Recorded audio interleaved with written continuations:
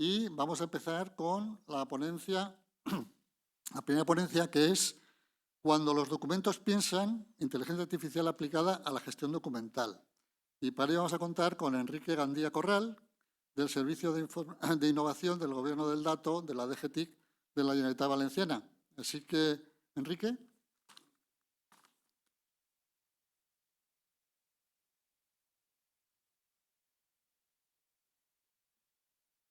Vale.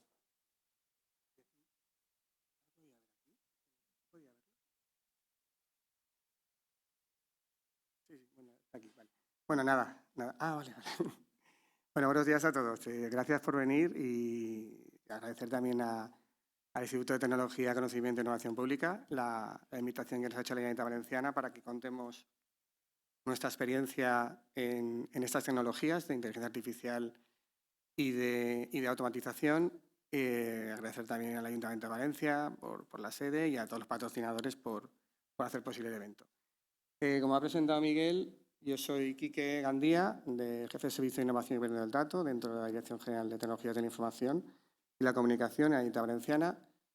Y justamente en el servicio nos dedicamos pues, a las tecnologías emergentes y fundamentalmente los esfuerzos en estos últimos años están centrados en la inteligencia artificial y la automatización. O sea que la materia de la ponencia justamente es acertada para nosotros. Entonces,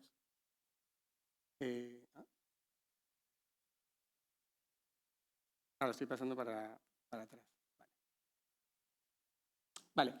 Bueno, esto no sé si lo veis, es como una viñeta de Forges, que siempre se metía mucho con los funcionarios. Yo espero que esa imagen no se tenga porque somos un colectivo que realmente tenemos una vocación de servicio público y trabajamos como el que más. Y entonces, pues sí que es verdad que la administración tradicionalmente es una devoradora de papel, es una consumidora de papel y una productora de papel.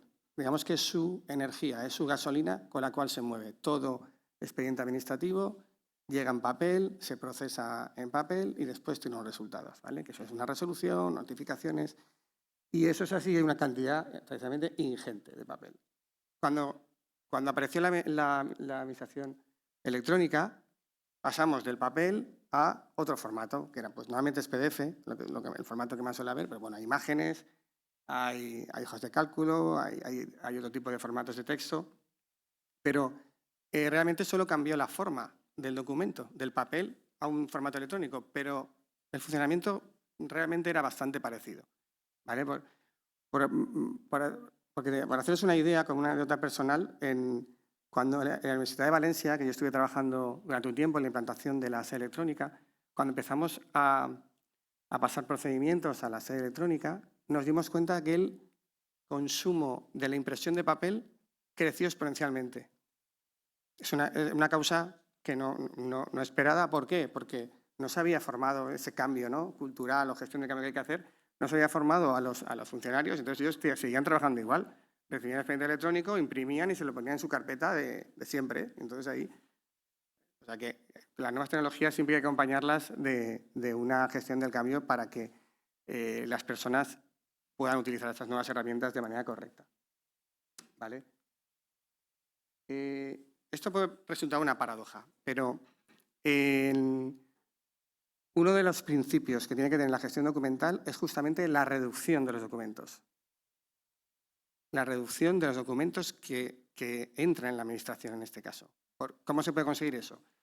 Pues por varias vías. Por la simplificación administrativa pedimos documentos que a lo mejor no son necesarios porque históricamente se han solicitado, pero ya no tienen por qué, no dan valor. También se puede, que es muy importante, las plataformas de interoperabilidad. Cuando necesitamos que alguien acredite algo para dar una subvención, para un permiso, normalmente hay que estudiar que en vez de que aporte esa documentación, vamos como administración a conectarnos a la fuente de origen a través del esquema nacional de interoperabilidad con las plataformas de interoperabilidad para obtener el dato del origen.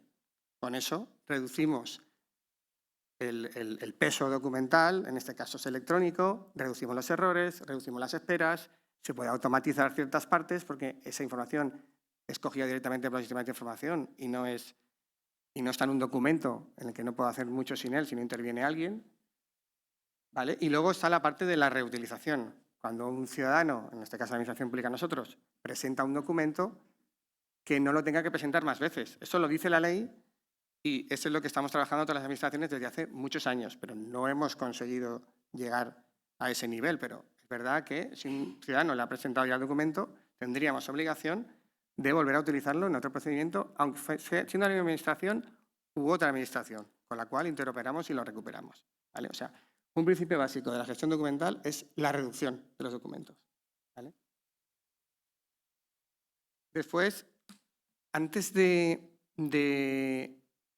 entrar a pensar cómo vamos a procesar un documento con técnicas de inteligencia artificial, hay que pensar si hay alternativas que pueden ser más eficientes a nivel de coste y a nivel de calidad de la precisión que obtengo al obtener el dato. Porque sabéis que las inteligencias artificiales son probabilísticas. Yo obtengo una información de un documento, en este caso, que ahora veremos cómo analizamos documentos, pero siempre es una probabilidad. De hecho, normalmente te acompañan con un porcentaje de precisión. Entonces, hay que valorar antes otras opciones. Yo lo digo por la experiencia que tenemos en la Generalitat Valenciana, ¿vale? ¿Qué opciones hay? Los PDFs, que os he dicho que es el formato casi universal, lo que más es el formato en el que la mayoría de los documentos se encuentran. Muchos documentos están en un formato, se llama Acroform, en el que tienen una estructura interna. Cada campo tiene un tag, tiene una etiqueta, con lo cual tú con una programación tradicional puedes obtener de manera sencilla, mucho más rápida, mucho más de coste mucho más reducido y con más precisión antes de aventurarme en un desarrollo de una inteligencia artificial. ¿De acuerdo? Y después también hay otras técnicas de visión artificial, que os lo comentaré también, que lo estamos utilizando, que es visión tradicional clásica, en el que coges un documento y por posiciones o por contrastes obtienes la información que quieres, ¿vale? La visión artificial lleva muchos años. Por ejemplo, las matrículas de los vehículos sabéis que se usa desde hace décadas y funciona bien. No hace falta aplicar inteligencia artificial. Ya tenemos esa visión artificial que funciona de forma correcta y reconoce patrones, ¿vale? Bien. Algunas claves, cuando ya decido que ese documento lo voy a pasar por los modelos de inteligencia artificial, algunas claves que nos hemos encontrado y que quiero transmitir ese mensaje para los que también estéis explorando estas vías, ¿no? Primero, el formato. No todos los formatos, estos modelos de inteligencia artificial funcionan igual. No es lo mismo que sea una imagen, que sea un documento con texto o que tenga otro tipo de formato. La tipología también es importante. ¿Qué tipo de documento es? Si van a estar varios documentos fusionados y yo lo sé o no lo sé con antelación, porque entonces me puedo equivocar. Si está dado la vuelta, hay cosas que tú, cuando haces el diseño, te crees que todo está correcto, pero luego la realidad te pega una torta, ¿no? Porque no es así. Entonces, eso es importante. La calidad de la imagen, efectivamente, si es un escaneo, no va a tener la misma precisión con una buena resolución que con una resolución menor. Todo eso importa. Hay que validar también en los temas de seguridad. En los documentos hay información muy sensible de datos personales e información confidencial de las organizaciones. Entonces, la mayoría de sistemas tienen un nivel alto a nivel de protección de datos porque no sabemos lo que nos vamos a encontrar. Igual pasamos un currículum, que pasamos algo que tenga que ver con la salud, entonces la parte de seguridad hay que asegurarla. En los hiperescalares o proveedores que utilicemos tienen que darnos unas garantías para que ese tratamiento se ajusta exactamente a lo que dice el Esquema Nacional de Seguridad y el Reglamento de Inteligencia Artificial Europeo. Y nosotros a nivel interno también tenemos que guardar esas medidas que nos obliga. Y luego, muy importante también, la inteligencia artificial obtiene unos resultados y hay que hacer un procesamiento posterior, ¿vale? Porque igual me ha cogido un 0 y es una o compruebo un NIF, pues voy a hacer la comprobación a ver si la letra es la correcta o no, o si es otro tipo de información que yo os traigo, que yo sé más o menos, puedo hacer algún tipo de validación, es aconsejable hacerla. De hecho, se suele aplicar, ¿vale? Porque así mejoraremos la calidad de los resultados, ¿vale? Vale. Bueno, ahora os voy a presentar un caso que hemos aplicado en la Generalitat. Como este tenemos más. Esto es algo ya en producción. Nosotros ya pasamos la etapa de pilotos de inteligencia artificial, que todas las organizaciones la han tenido y nos hemos dado cuenta, hemos aprendido de los errores y hemos ido avanzando. Y tenemos ya en producción, os voy a presentar uno de estos ejemplos. Estos son unas ayudas al alquiler y la verdad es que no sé si veis algo al final porque es un poco pequeño, pero bueno, os lo explico. Es un flujo clásico de, en este caso, un expediente de subvenciones, ¿vale?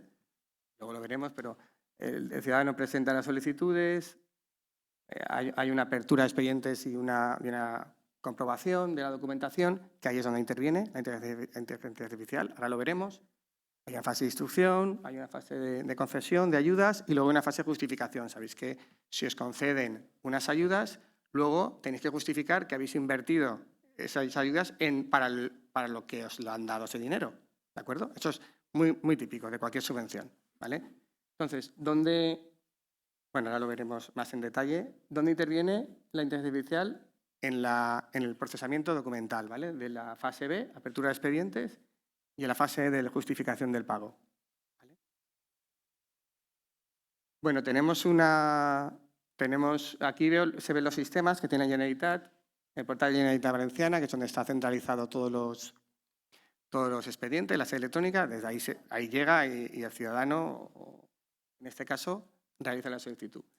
Llega a Esther, que es nuestra aplicación de subvenciones, ¿vale? Que hace ese procesamiento y entonces reconoce que hay documentos de un cierto procedimiento y se lo envía, en este caso lo tenemos en modelos en IBM Cloud, en Watson. ¿Vale?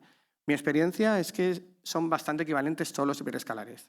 De hecho, es bastante fácil llevarse un desarrollo de un sitio a otro. No hay mucho lock-in en este caso. Mi experiencia. Además lo hemos hecho. Esto lo hemos llevado de Google a IBM, a Azure. Es bastante sencillo en este caso, ¿vale?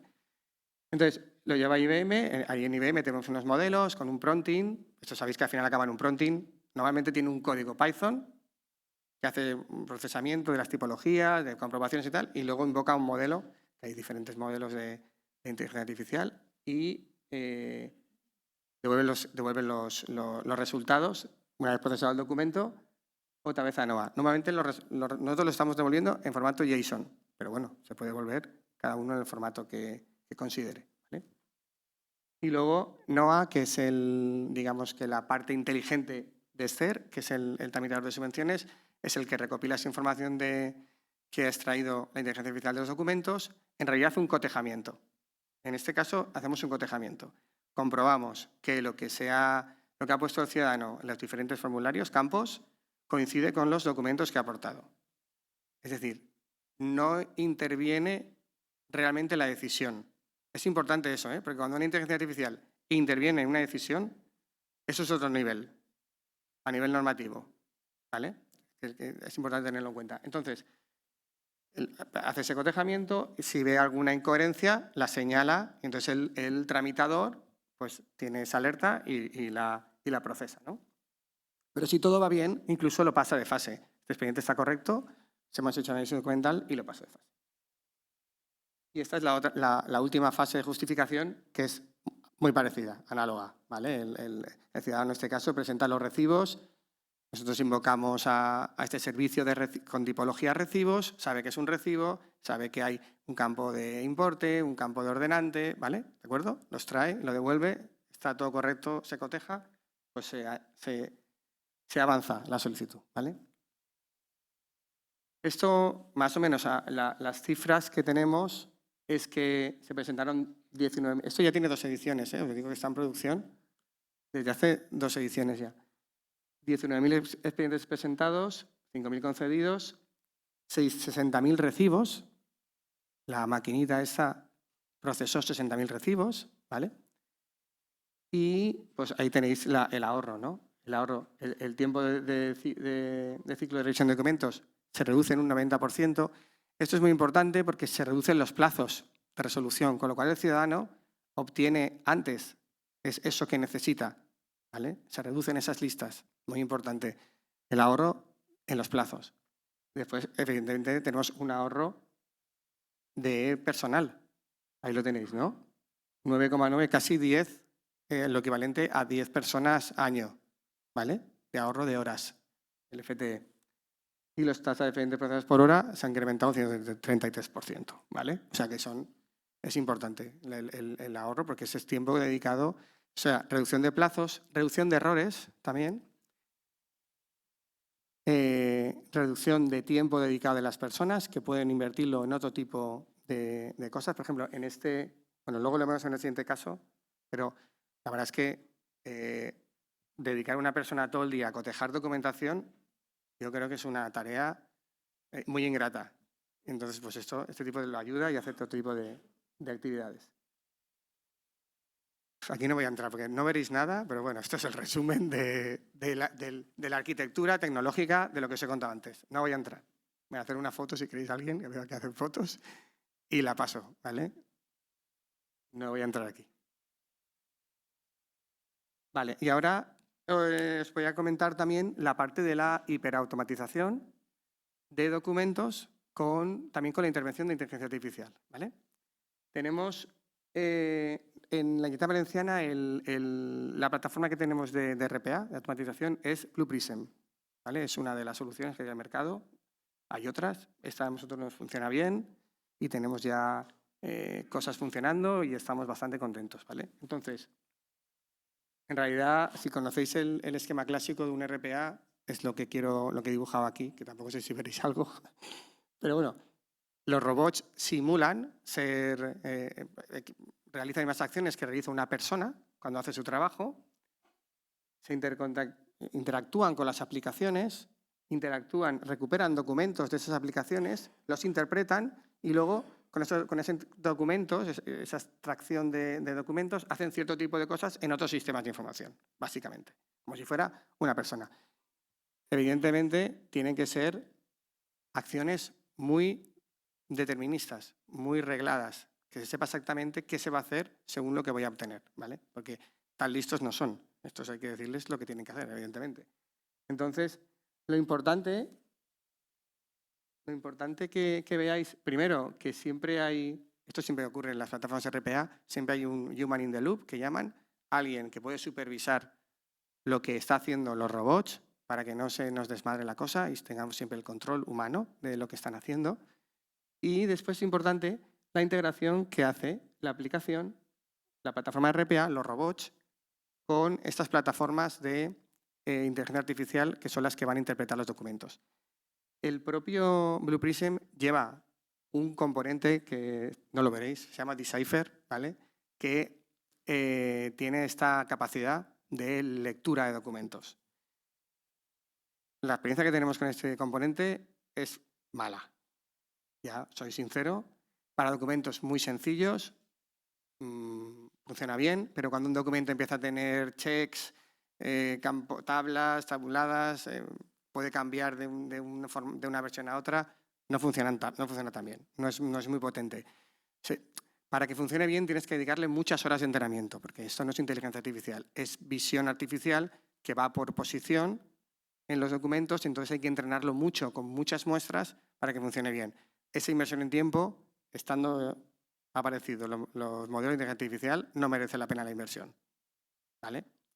Pero bueno, está para documentos sencillos, lo usamos, para que sepáis que está. Pero bueno, la plataforma tiene la opción también de invocar por APIs esta plataforma que tenemos de servicios de PLN, ¿vale? Procesado de lenguaje natural, para interpretación de documentos, ¿vale? Entonces yo lo invoco, tenemos modelos, además los tenemos, es cierto, tenemos modelos en Watson, como os he explicado antes, tenemos modelos en Copilot, en agentes, que hablaba antes Miguel, de Copilot, y en AI Foundry también tenemos modelos, ¿vale? Da igual, tenemos una capa, un gateway, que tú lo invocas, es una capa de abstracción, el robot la invoca, quiero que tal recibo que me obtengas los datos. Y le da un poco igual a lo que haga y dónde vaya. Va a cualquiera de los 3 hiperescalares, en este caso son 2 que están en uno, y obtiene la información, ¿vale? Aquí tenemos también bastantes procesos ya en marcha en la plataforma de RPA, está funcionando bien. Os voy a poner uno de los casos que hace gestión documental con RPA, porque como tenía algo que ver con innovación, pues digo, bueno, pues ya lo pongo, ¿vale? Entonces es también unas subvenciones de unos expedientes de innovación, ¿vale? De la Consejería de Industria, Turismo, Innovación y Comercio. Entonces, 1.400 casos al año, con 1.700 horas de dedicación. Los robots tienen una identidad. GV Login es la plataforma de autentificación que tenemos en la Generalitat Valenciana para todos los sistemas de información. Bueno, pues los robots tienen una identidad digital, ¿vale? Como van a interactuar como un humano, tienen su propia identidad y se le darán los permisos adecuados a las aplicaciones que lo necesiten. Entra en Marte Tramita, en este caso, que es el motor central de tramitación de la Generalitat Valenciana. Se identifica, busca los expedientes de una determinada fase y obtiene la documentación. ¿Veis? Estos son batallazos de Marte Tramita, obtiene la documentación, se descargan los documentos, ¿vale? Y los procesa. Los procesamos invoca estos servicios de inteligencia artificial, ¿vale? Entonces, ¿qué es lo que buscamos? Buscamos esos checks, se han marcado las declaraciones, bueno, lo que el funcionario en este caso nos pida, ¿no? Identificar los campos que quiera, si están correctos, y si todo está correcto, lo devuelve al robot y el robot lo marca en el expediente como que ese documento está chequeado y está correcto, ¿vale? O no, o hay algún problema, entonces pues lo emite. Y al final envía un informe de lo que ha hecho. Pues bueno, hoy he tramitado 200 expedientes de Inteca, pues vale, para que el gestor lo tenga claro. ¿Vale? El ahorro, como ahí lo veis, pasa de 1.700 horas a 450 porque hay un documento que sí que es una memoria de lo que se va a hacer, de ese proyecto de innovación. No estamos en ese nivel, en esa dimensión que sean tan listas, la inteligencia artificial, entonces la memoria sí que se la lee un técnico especialista y entonces pues considera que está bien o está mal, pero el resto de documentos, que es simplemente chequear ciertas cosas que son automáticas, eso lo hace la plataforma. ¿Vale? Y nada, eso es lo que quería explicaros. Muchas gracias y espero que os haya servido.